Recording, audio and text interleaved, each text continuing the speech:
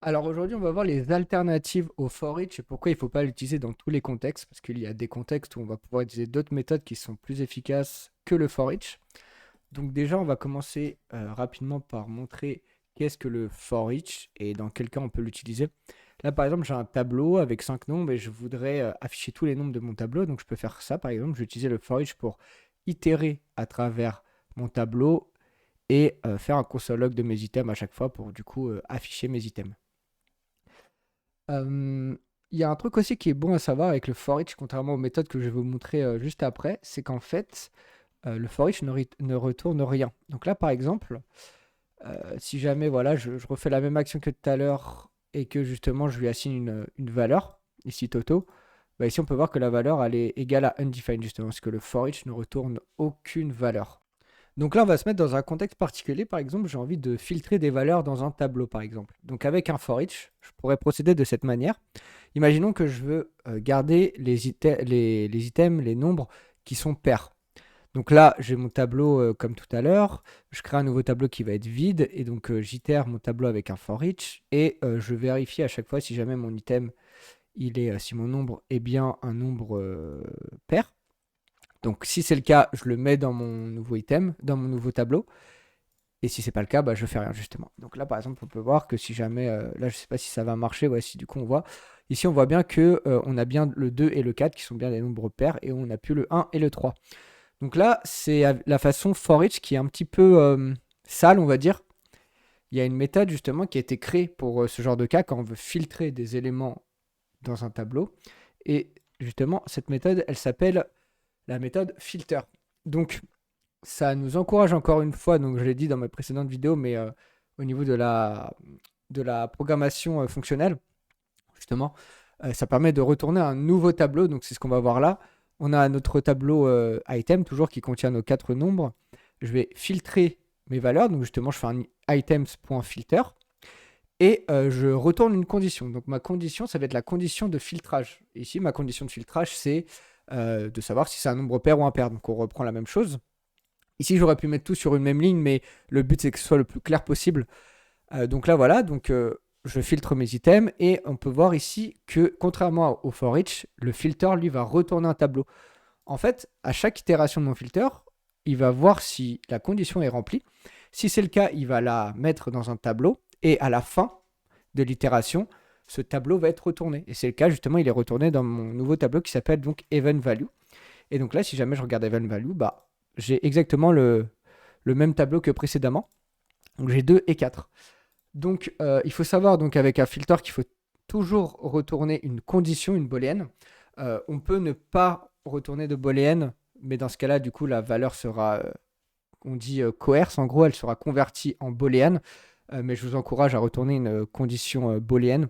C'est toujours mieux, et même pour les autres développeurs, quand ils vont voir votre code, ce sera toujours plus clair. Et aussi, une autre chose en plus du pourquoi il faut utiliser le filter par rapport au for each. Bah, par exemple, en tant que développeur, quand un développeur va tomber sur votre code, il va voir un point filter et il va tout de suite savoir que justement vous êtes en train de filtrer sur votre tableau. Et donc, ce genre de choses, ça peut vous paraître assez anodin, ça peut vous paraître assez anodine, mais c'est assez important. Quand un développeur va tomber sur votre code, en fait, il va directement être dans le contexte, il va voir filter, il va dire ok, là, on cherche à filtrer un élément. Alors qu'avec un for each, c'est pas forcément clair dès le début, et du coup, on va mettre beaucoup plus de temps à le voir. Alors maintenant, on va se mettre dans un autre contexte, encore une fois. Donc là, par exemple, imaginons que j'ai envie de transformer des items dans mon tableau. Donc là, par exemple, j'ai envie de multiplier par 2 tous les items de mon tableau. Donc j'ai toujours 1, 2, 3, 4 dans mon item, dans mon tableau d'items. Et donc voilà, en fait, j'ai envie de multiplier par 2 tous mes nombres. Donc avec la méthode for each, je ferai à peu près la même chose que tout à l'heure. Donc là, je crée un nouveau tableau résulte et je vais push les items et je vais les multiplier par 2.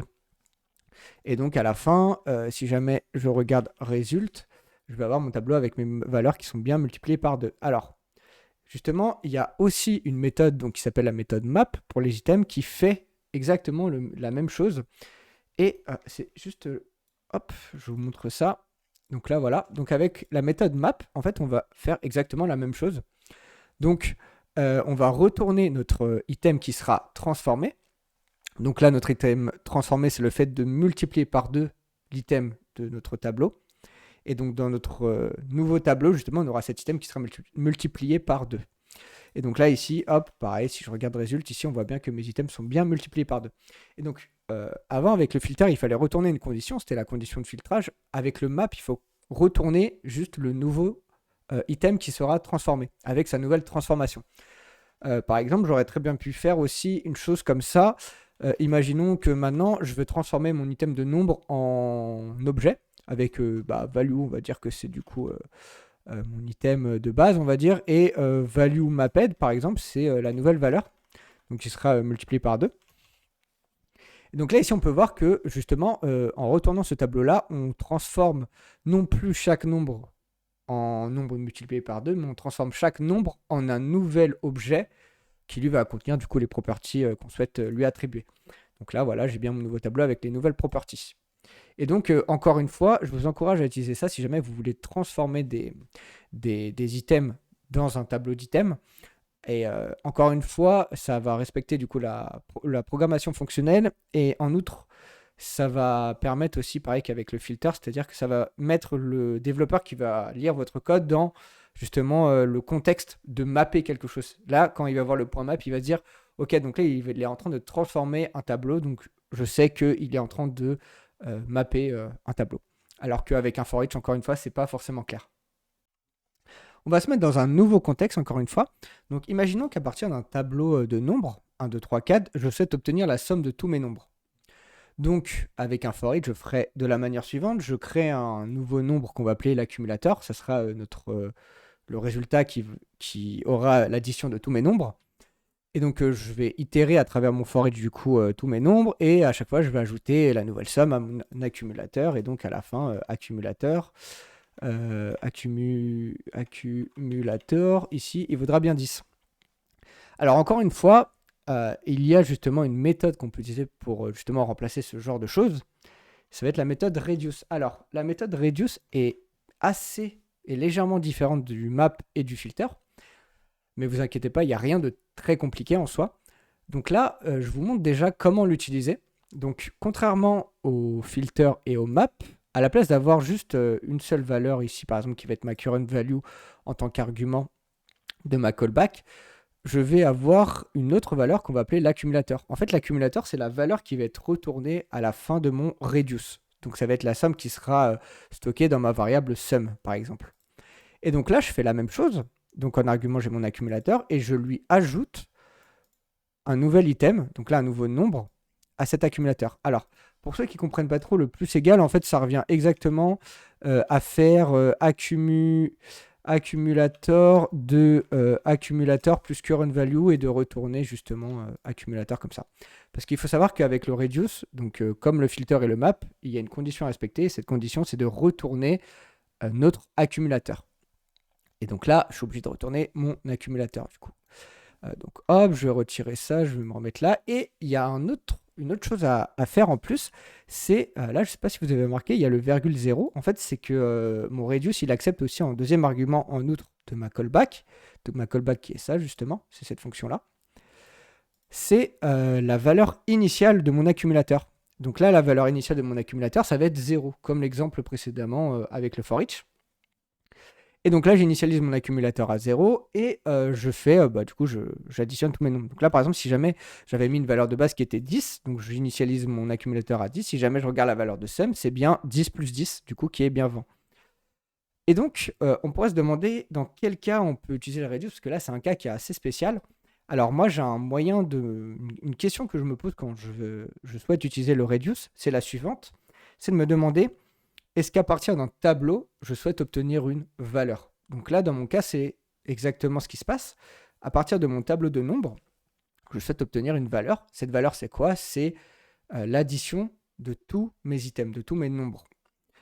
Et donc, on pourrait se poser la question de se dire, ok, donc c'est une valeur, mais dans ce cas-là, notre valeur, c'est un nombre. Alors, votre valeur, ça peut être n'importe quel type de valeur.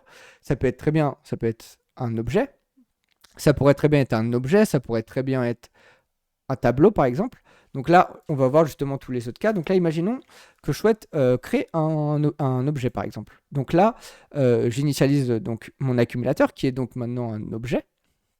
Et donc, je vais, alors, juste avant, je vais quand même lui donner une valeur, une value. On va lui dire qu'on va initialiser à 0, par exemple.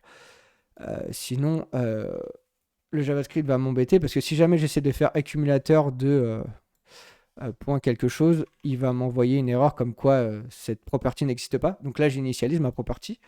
Et donc là, par exemple, pareil, hein, je fais un plus égal de current value et je retourne mon accumulateur. Et donc en fait, là, j'ai la même chose, mais du coup, sous forme d'objet. Et on peut faire ça avec tous les objets, avec n'importe quelle properties. Vous pouvez faire exactement ce que vous voulez. Donc là, en fait, à la place d'avoir un nombre, j'ai un objet. Et je pourrais très bien faire la même chose avec un tableau. Par exemple, imaginons que là, j'ai un tableau et je sais pas, moi, dans mon tableau, je souhaite tout simplement, écoutez, on va juste push, hop, on va juste push les mêmes items. Bon, c'est un exemple qui est totalement inutile, mais c'est pour vous montrer que justement, on peut aussi obtenir des tableaux, hop, et donc là, justement, hop, accumulateur, et donc là, j'obtiens exactement le même tableau. Alors, c'est totalement inutile, mais c'est juste pour vous montrer que quand je parle de valeur, obtenir une valeur à partir d'un tableau, ça peut être aussi un autre tableau. Alors attention, là, on pourrait être tenté de se dire, dans ce cas-là, j'aimerais bien multiplier mes valeurs par 2. Donc là, en fait, vous faites un map. Vous faites comme justement l'exemple précédent avec le map. Sauf que là, en fait, vous utilisez un reduce qui est une méthode qui est un petit peu plus complexe à utiliser. Et par exemple, encore une fois, pour un développeur qui va arriver sur votre code, s'il voit un reduce, justement, il va penser à obtenir une valeur à partir d'un tableau. Et là, justement, vous êtes en train de faire ça, mais vous auriez pu le faire avec un map et ça aurait été plus explicite. Donc voilà, donc encore une fois, par rapport au for each, je trouve que c'est beaucoup plus simple, beaucoup plus clair. Et encore une fois, quand le développeur va tomber sur votre code, il sera directement dans le contexte de se dire, OK, là, on essaye d'obtenir une valeur à partir d'un tableau.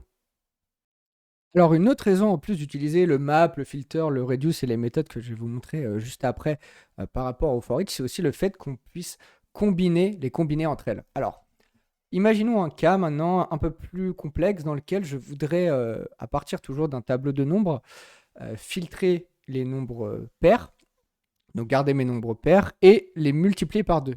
Donc là, quand on vous dit ça, vous pensez directement au filter et au map à la fois. Et justement, c'est le cas, on va filtrer nos valeurs, donc on va déjà garder les valeurs qui sont paires, et ensuite on va les mapper et donc les multiplier par 2. Et c'est justement ce qu'on fait ici. Donc là, vous pouvez voir, donc je fais item.filter, je reprends le même exemple, je refais la même chose, et derrière, je fais un point map, et derrière, je multiplie mes items par 2. Et en fait, c'est possible. Pourquoi? En fait, ça revient à refaire ça, donc hop, even hop, de point map. Et hop, par exemple, je vais mettre Toto, par exemple, voilà, hop. Donc voilà, donc ça revient à faire ça en fait, mais là, vous pouvez le faire justement en faisant du chaining, donc en faisant directement ça, hop. Donc voilà, donc on peut le faire aussi avec un reduce, etc. Vous pouvez vous éclater. Mais là, par exemple, aussi, un truc à savoir qui peut, au niveau de l'optimisation, donc là, vous vous dites, OK, il faut filtrer et ensuite il faut mapper. En général, quand on fait ce genre d'opération, quand on veut mapper par rapport à un filtrage, on va déjà filtrer les valeurs et derrière, on va les mapper. Ça évite de mapper des valeurs pour rien. Et en plus, je viens de me rendre compte, si jamais vous multipliez toutes vos valeurs par 2 et que derrière vous essayez de les filtrer par valeur paire, du coup, ça ne marchera pas. Parce que votre 1 deviendra 2 et du coup, il sera pair aussi. Donc voilà, donc là, c'est une raison de plus. Donc vous pouvez combiner, vous pouvez chaîner vos méthodes comme ça. Et je trouve ça vraiment intéressant. Alors encore une fois, on reprend un nouveau contexte, hein. Imaginons maintenant que j'ai un tableau, pareil, un tableau de nombres, 1, 2, 3, 4, et je souhaite, à partir d'une condition, récupérer l'item qui respecte cette condition.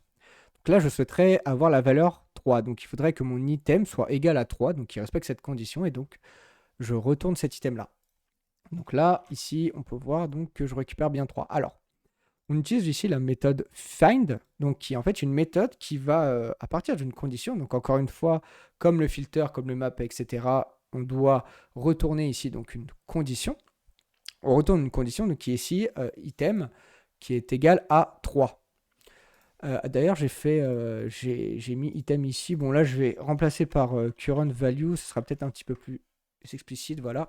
Donc là, on a current value. Et si jamais dans notre itération, dans notre find, on a un item qui respecte cette condition, qui est donc d'être égal à 3, on retourne cet item. Donc c'est le cas ici. Par exemple, si jamais j'avais mis 7, par exemple, et bien là, en fait, tout simplement, j'aurais undefined. Pourquoi?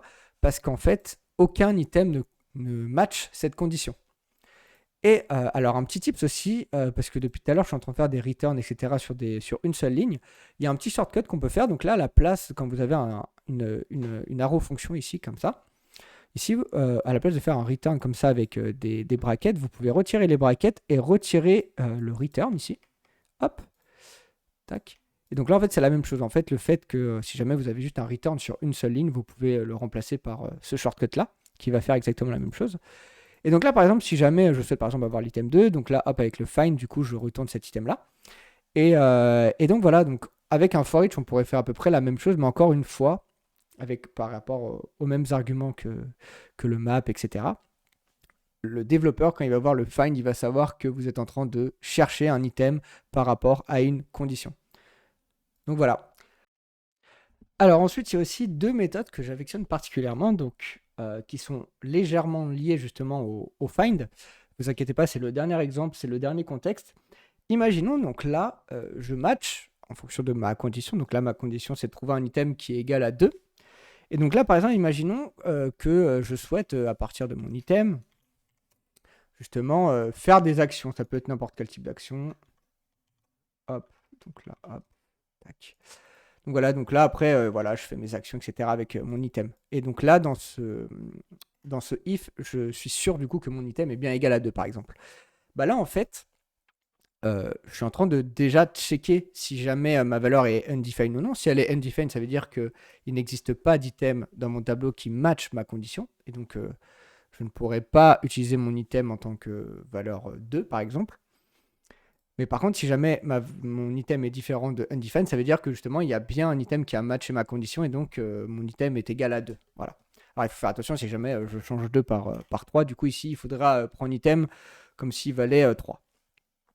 Voilà. Donc là, c'est le cas où je vais utiliser mon item. Et justement, je vais déjà matcher justement si il est différent de undefined ou non. Pour savoir si il a matché ma condition ou non. Maintenant, il existe deux autres méthodes qui sont donc sum et every.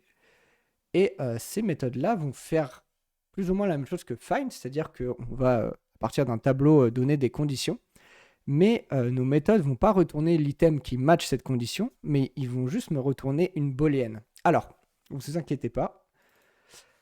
Par exemple, je vais utiliser déjà, on va commencer par every. Voilà. Every, c'est quoi? On va checker tous les items de notre tableau. Donc là, on va checker 1, 2, 3, 4. Et on va voir si cet item match notre condition, si tous les items matchent notre condition. Donc là, je suis en train de dire, il faut que, donc avec every, je check si toutes mes valeurs sont égales à 3. Si c'est le cas, every va me retourner true. Sinon, il va me retourner false. Donc là, dans notre cas, bien évidemment, il nous retourne false. Par exemple, si jamais, hop, je remplace, là, voilà, on va mettre deux items ici, hop, vous voyez que justement, j'ai bien la valeur true. Donc là, ça nous permet de justement checker si tous nos items valident une condition. Ça peut être intéressant. Dans certains contextes, c'est assez rare, mais je trouve que c'est une méthode qui est sous-cotée, elle n'est pas du tout utilisée, et c'est une méthode qui est vachement efficace.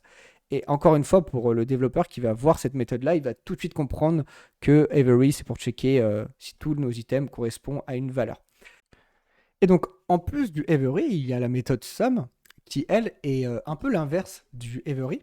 Alors, en fait, le every, donc, il retournait vrai si tous nos items matchaient notre condition, tandis que le sum va retourner vrai si au moins un seul item match notre condition.